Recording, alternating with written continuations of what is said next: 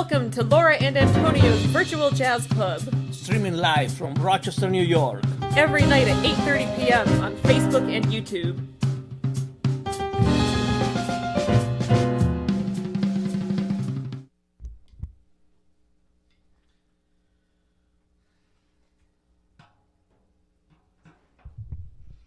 Good evening, everyone. Welcome to our Virtual Jazz Club. Hope you're all having a wonderful Wednesday, in spite of the rain, which we had a lot of today and last night. Thank you so much for joining us, and a huge thank you to all of our patrons out there for making this Virtual Jazz Club possible for 33 weeks now. It's fun to do that number with my hand. So tonight is a very special night. We are celebrating the birthday of the world-renowned pianist and composer, Fred Hirsch. Happy birthday, Fred. Happy birthday, Fred. Yeah. Thank you for your music. Absolutely. Thank you so much for bringing so much beautiful music into the world and into our lives. And I know Fred actually has plans for his birthday. It's his actual birthday. He's got plans this evening, but he'll be watching later. So we'd like to say hello to you. Yay. And as a little intro for our audience, we've played several of Fred's compositions over the last few months of our Virtual Jazz Club. And I know I told this story several months ago when we began doing this, but we've always got new listeners out there. So I just briefly like to share why Fred is so important in our lives. First of all, he's one of the premier jazz pianists on the scene today. He's had a career spanning many decades, from the late 1970s until now. He's recorded, I think, over 100, if not hundreds, of albums, and he's just had such an interesting and prolific career. He's an amazing pianist as well as composer.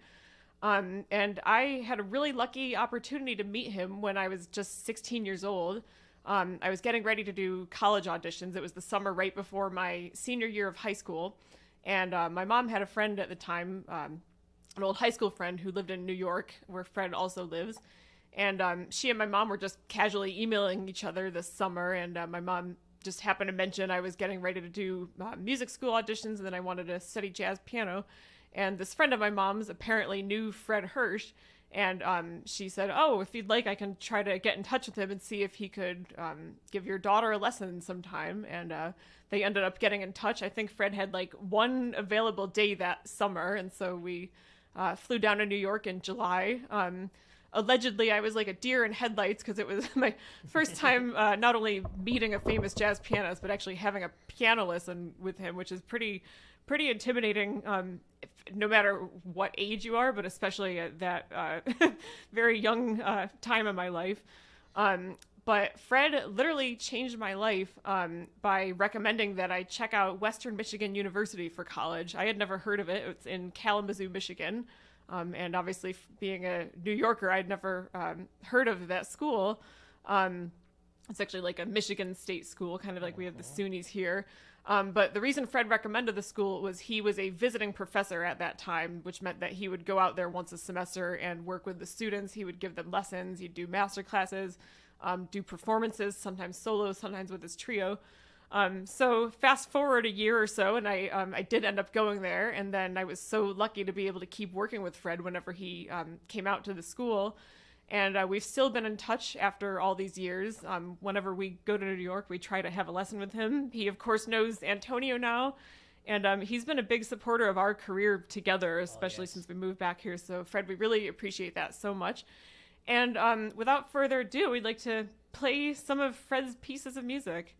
And by the way, it was really hard to narrow them down and pick 6 tunes. We play 6 tunes every night, and it was really hard to pick six of our favorites. We actually kind of squeezed an extra one into this. This first tune is kind of 2 in 1. So we're going to start with 2 pieces. The first one is called Valentine, and this is one of Fred's signature compositions, and he often plays this as an encore at his live performances, but it's actually going to be the first one we played tonight.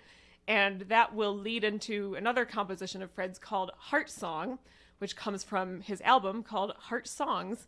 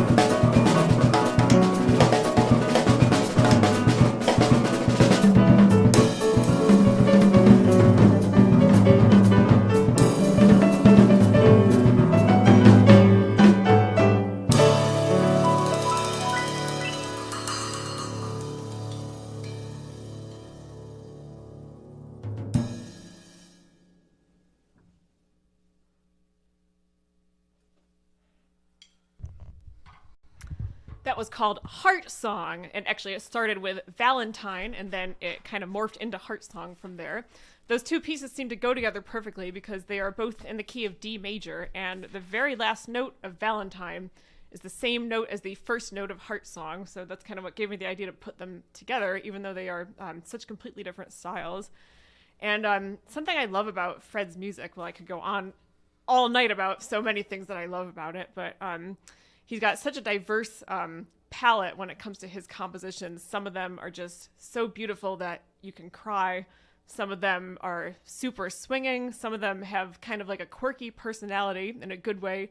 Some of them are kind of a groove that he's sort of, I don't even know what to call it. I think of it as like a Fred Hirsch groove because it's not exactly Latin, not exactly swing. It's kind of something sometimes that kind of floats in between.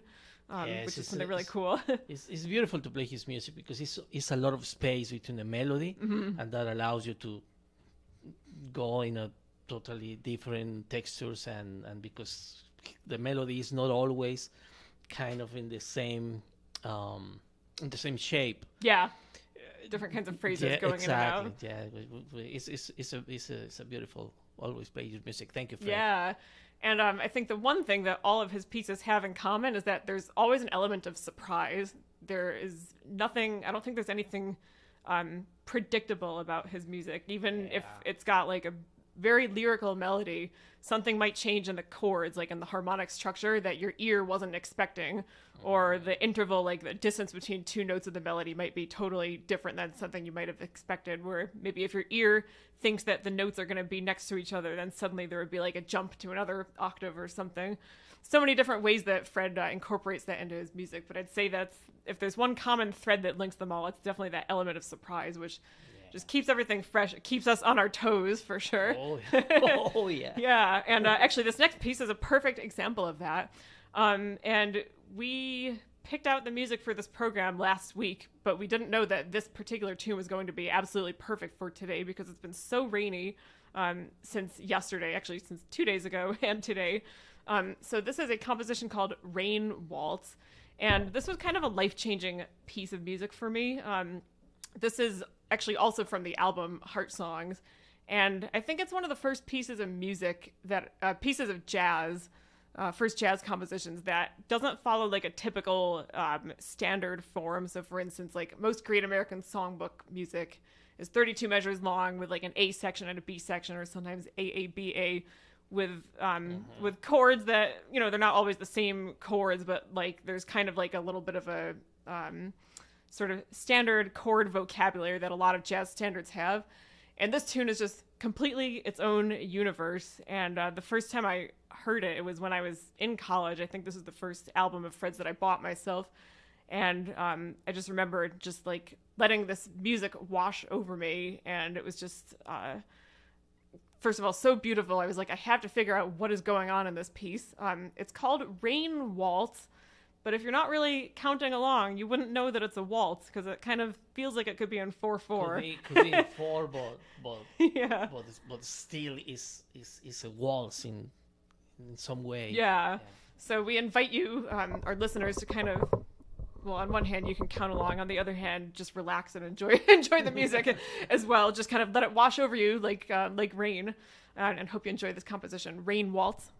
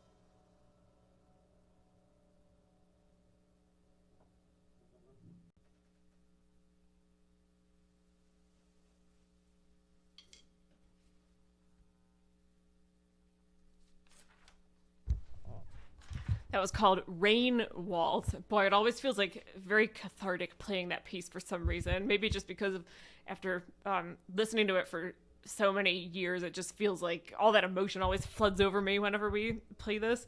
That is actually officially my most played song on iTunes, that Rain Waltz. So yeah, that says something about how much I love that piece.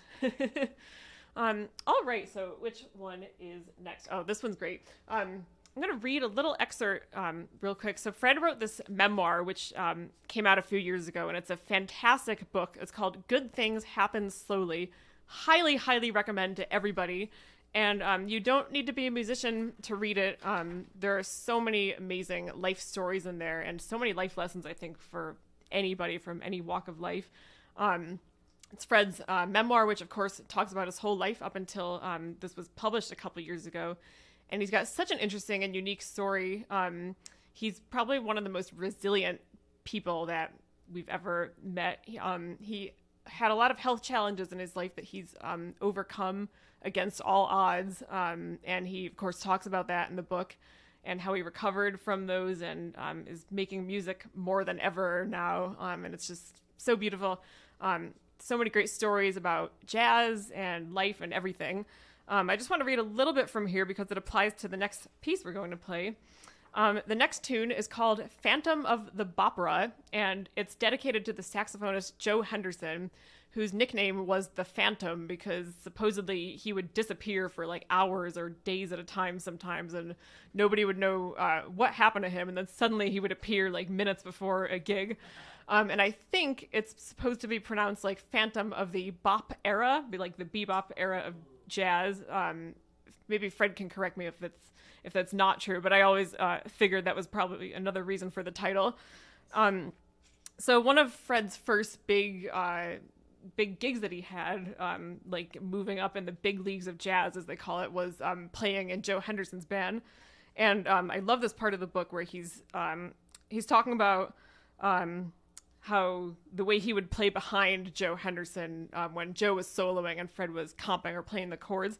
So I'll just jump in here and read a little bit. From my very first set with Joe, I found myself wondering how much I should be playing behind him during his solos. Having studied his classic Blue Note albums when I was back in Cincinnati, that's where Fred is from, I surmised that he had a huge sound and was a pretty aggressive guy, but he actually had a very light and flexible approach to the tenor, maintaining a close relationship to the microphone as an integral part of his sound, and he was as mild-mannered as they come. He would play one of his epic-length solos, and at a certain point I would have an instinct to stop playing. He didn't give me a look or say stroll or lay out. There was just a vibe. I just felt, okay, I need to just let this guy go for a while. Then at a certain point, I just sensed, oh, I'm invited back in. I'd have this experience in almost every set that we played. I didn't bring it up because Joe wasn't much for discussing the work, but then after a couple of years of working together, we had a little downtime backstage at the Village Vanguard one night, and I finally said to him, Joe, when I'm laying out behind you and then coming back in, I assume that's cool. I mean, you've never said anything. And Joe looked right at me through his big, thick glasses and said, if you feel it, it's right. If you think it, it's probably not right. Isn't that one of the best quotes ever? And I think that applies to anybody, no matter what you're doing in life, whether it's music or something else. And he says, what an amazing lesson that was. Play what you feel. Work from the inside out. Don't apply an external idea that could shake you out of the moment or inhibit you. Don't get into routines. Joe, in his old school laissez-faire jazz way, had been leaving me to learn that by experience, but it helped me to hear it articulated. Ever since then, I've kept that lesson in mind on the bandstand, and when I started teaching jazz piano myself, I made a point of passing it on. And I can definitely vouch for that, because that is one of the first things that that Fred definitely shared with me. It's one of those things that's often easier said than done. It's been years in the making, but it's so true. So we will play Fred's dedication to Joe Henderson now. This is Phantom of the Bopera, or Bop Era.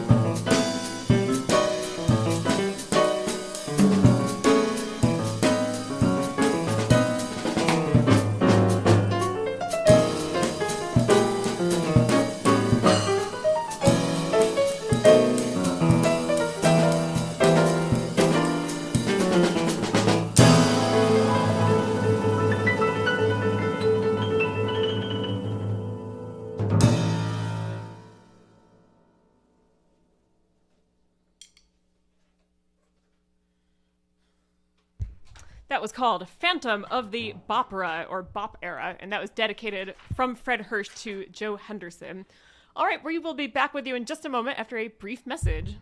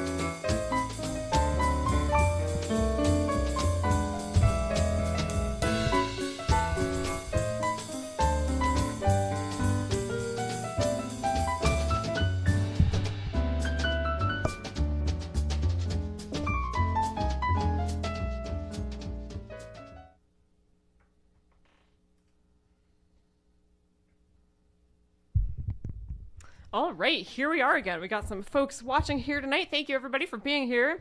Thank you. Bonnie Garner's here. Hey, Bonnie, thank you so much for watching. Oh, thank you, Bonnie. So great to have you here. I think she's here. I see that. Oh, yeah, exactly. She says she's watching with us. Thank you so much for joining us tonight, Bonnie. Glad you could be here for Fred Hirsch night. Yeah, thank you, Bonnie. Yeah. We miss you. Yeah, we miss you so much. Your mom's here. Hola, Ma. Thanks so much for watching. Hola, Ma. Gracias. She says, good evening and happy Wednesday. Feliz. Oh, my gosh. What was Wednesday? Lunes. Miércoles? Miércoles. Feliz Miércoles. Donna's here. Hey, Donna. Thanks so much for watching. Thank you, Donna. Fred, she's wishing you a happy birthday. She says, happy birthday to Fred. Yay. He has 15 Grammy nominations. Wow, that's a lot. 100 albums, great interviews on YouTube, and a wonderful new CD, Songs from Home. Yes, thank you for mentioning that. Yes. I forgot to say, I just found out he's got a new album coming out in a few weeks, which he recorded at his house on his beautiful piano. Stangway. Yeah, during the pandemic. So we are so excited to hear that. I think it's coming out in a few weeks. If you check out fredhirsch.com, you will definitely find the release date there. So we encourage you all to do so. And it's also Dizzy Gillespie's birthday. Ooh, Oh, wow. Two amazing Very nice. birthdays in one day. Wow, nice. Wes and Sue are here. Hey, Wes and Sue, thanks so Hey. much for watching. Thank you, Wes and Sue. Yeah, Wes says, hi, guys. And Sue says, hi, Laura and Antonio. Looking forward to your music tonight. We're so glad you're here. Yay. Thank you so much for being here. Yeah. Joni and Alicia are here. Hey, Joni. Hey, Alicia. Thank you for watching. Johnny and Alicia, thank you. Happy Wednesday, Laura and Antonio. Hello to all of you listening to your beautiful music. Always very enjoyable. Grace Galaxy and Emma Sunshine say ruff ruff. Yay! ruff back to them. We're virtually petting them. Joanne's here. Hola, Joanne. Thank you for watching. Thank you, Joanne. She says, hola, Polo and I are relaxing and enjoying the beautiful music. Gracias for bringing such joy to our evenings. Thank you so much, Joanne. Thank you for being here. Thank you, Joanne. You're so kind. Yeah. All right, we're going to come back to the comments later. I think there might be some from the beginning that I also missed. But feel free to leave one if you haven't yet, and we'll check them afterward. I was going to read another little passage, but I think maybe I'll save it for the end so we can play some more music. So this next one is called A Lark, which of course is like a bird. And Fred has this recorded on several albums. I know it's on his album called Live in Amsterdam, or Live at the Bimhuis in Amsterdam. That was the name of the venue where he performed. It's a great solo live album that he did. And it's also on an album called Fred Hirsch Trio Plus Horns, which is a cool title. Instead of just calling it Fred Hirsch Quintet, it's Fred Hirsch Trio Plus Horns. But he's got an arrangement on that album too, and maybe it might be on another one too. But those are two albums that I know that we have, which have this beautiful piece, A Lark.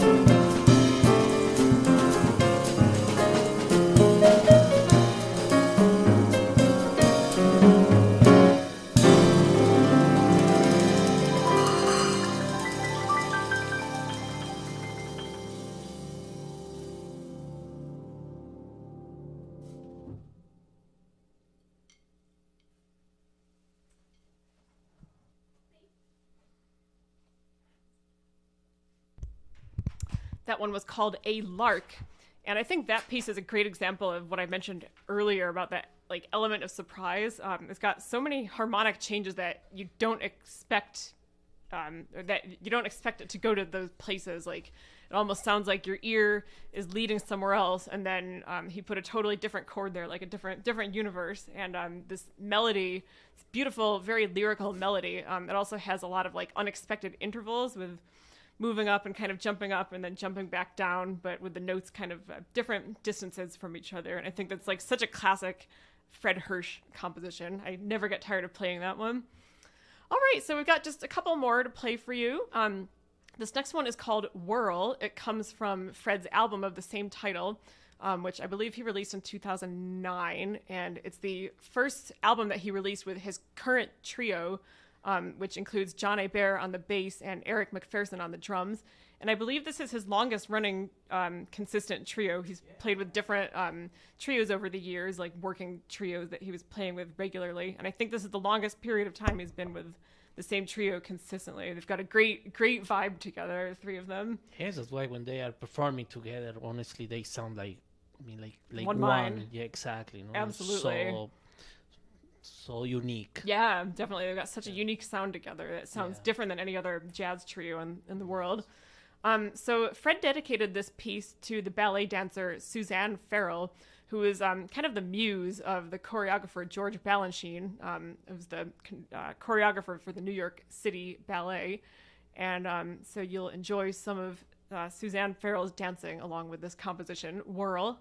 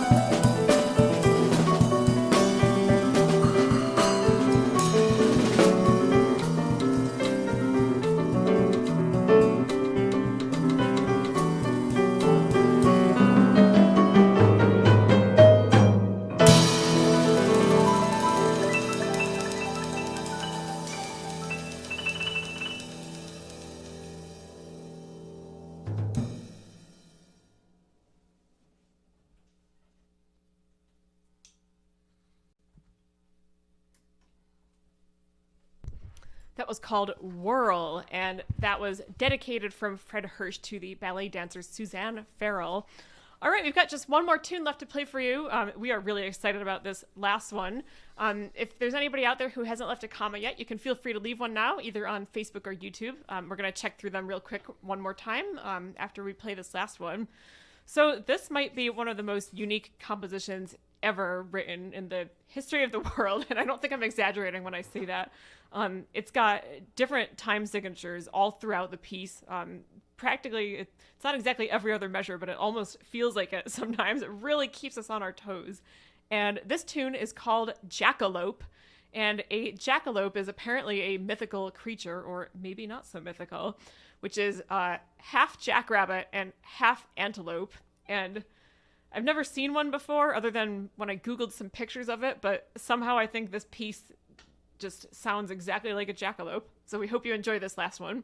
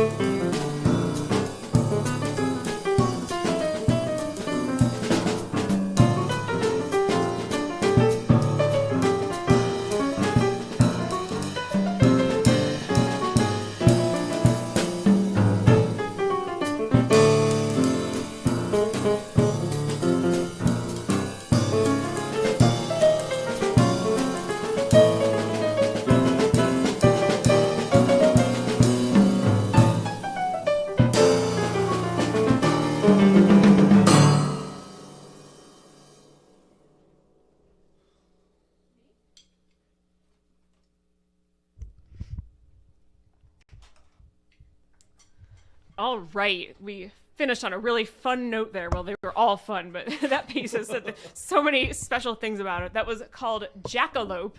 And remember when we thought we should have that be our wedding dance, Exactly. just to confuse everyone, like instead of just dancing to something in 4/4, dancing with all these changing time that signatures. requires no dancing. Exactly.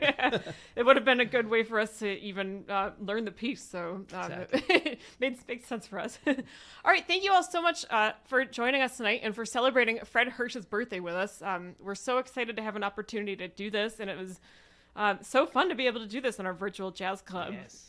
Like I said, but we've played many of his compositions and arrangements throughout the last several months. But this is the first time we've done all of his music in one night, or a whole program devoted to his music. We'd be here for many, many nights if we played all his music, because he's got like over 100 compositions. I'm not sure what the official number is.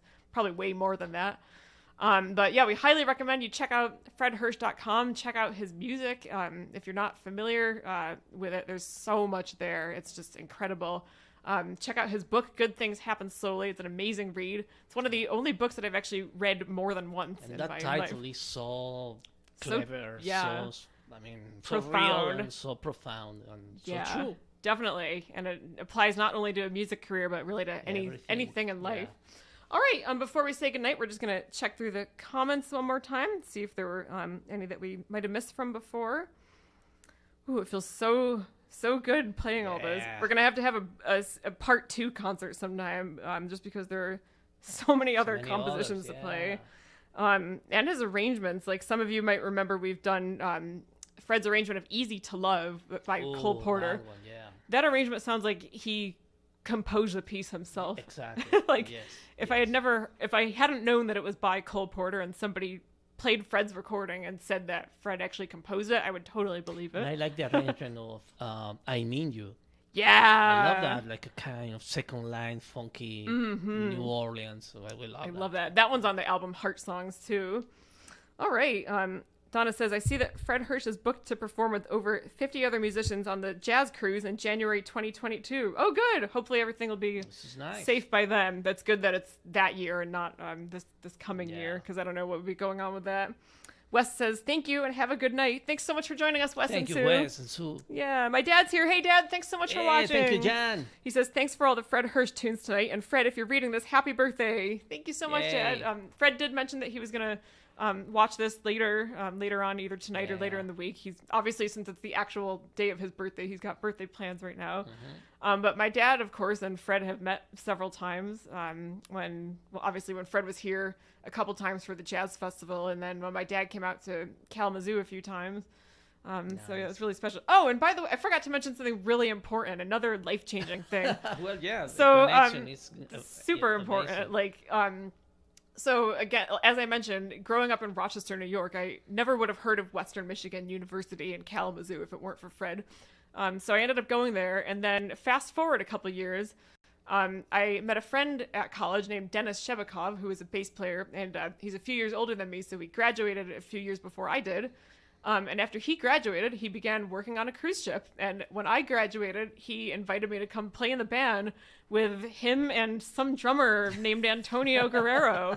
And that kind of changed our life. So you could literally say that if it weren't for Fred, Antonio and I would have never met each Another other. important thing to say, thank you to Fred. Yeah. His music and to recommendation to Western Michigan. Yeah, so we're not kidding. And It's honestly, life-changing. I mean, obviously Dennis, and then when we went to Kalamazoo for recording the album, and we Right, our first album we met, recorded there. Tom Kenific and Keith Hall. And, Yep, you and met them for the everybody first there. time, yeah. Yeah, it was amazing. Yeah. Amazing people and great musicians. Yeah, it truly was and is such a special place, WMU. It was such a fertile breeding ground for a young musician to learn jazz. And it's not a huge school compared to a larger music conservatory. And the great thing about that is because there's less students, we all really had so many opportunities to play and perform. By the time I was in my third and fourth year of college, and this goes for everybody else who was my age also, we were already doing professional gigs all the time because, the older students who were doing those gigs graduated and, moved out of Kalamazoo, and then we ended up being able to do those. But yeah, it was such a great place to learn. I love it so much, and it's got such a special place in my heart. I could talk about it all night. And now, what is the name of the bass player in actually, John Hebert is actually teaching at Western now. He's So now teaching there. another circle of life Great. story. Tom Kniffik retired a couple years ago. Hopefully, Tom's been enjoying his retirement after a long and prolific career, making his mark in the school there. It was just so great. Having all these wonderful professors there, and then of course getting to know Fred over the years there. Which was great. Yeah. All right. So it was so wonderful to have you all here tonight. Have a wonderful night, and we will see you tomorrow. Tomorrow's Thursday, right? Tomorrow, Thursday. Second best day of the week, next to Friday. Exactly. All right. Have a great night, everyone. Bye-bye. Bye.